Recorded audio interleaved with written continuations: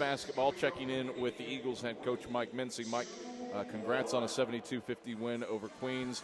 This place was a house of horrors for you guys 2 years ago, but really got after it from the get-go, started the game on a 17-4 run. How important was that start for your squad? Well, it's always important on the road to see the ball go through the basket and get stops, and the way we started 17-4 gave us a good feeling, but then, we kind of stopped scoring and let them get on a little bit of run themselves, and so from there it was kind of a lull, and then we finally caught fire again, got it up to 40-20 at the break.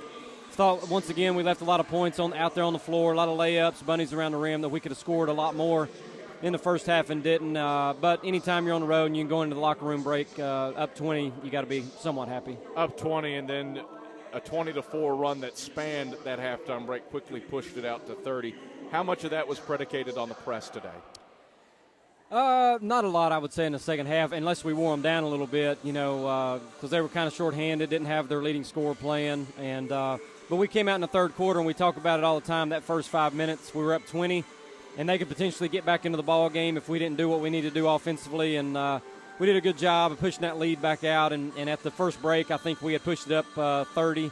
And at that point, you felt pretty good about things. And then I think eventually we got it up to about 37. But disappointed in the fourth quarter altogether. I think we put the starters back in. They played pretty good there to push it up there to 37, and then, started messing around with our lineups and putting different people in, and didn't feel like we finished the game very strong at all, obviously letting on them go on a run and finishing with a 22-point win.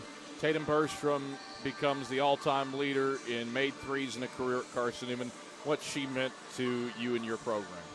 Well, Tatum, and we've probably talked about it at times, when I was given the job as the head coach, we went out and we needed some shooters at the time and found Tatum out in the summer just from down the road at William Blount, and she came in as a freshman and showed early on that she was able to make three-point baskets at a good pace her freshman year, and then after that freshman year, I can't remember how she made, 68, 70, something like that. Tipton was on staff then. We always talked about how she was going to have an opportunity if she stayed on pace to break Tipton's record, and Tatum's really been hot to start the year, and she's played really well, and to see her come out today, because sometimes you can be thinking about it. She broke the 1,000-point mark a few games ago, and now to come out here and you wouldn't have known it. She just shot it as pure as she's been shooting it, and so I'm ecstatic for her.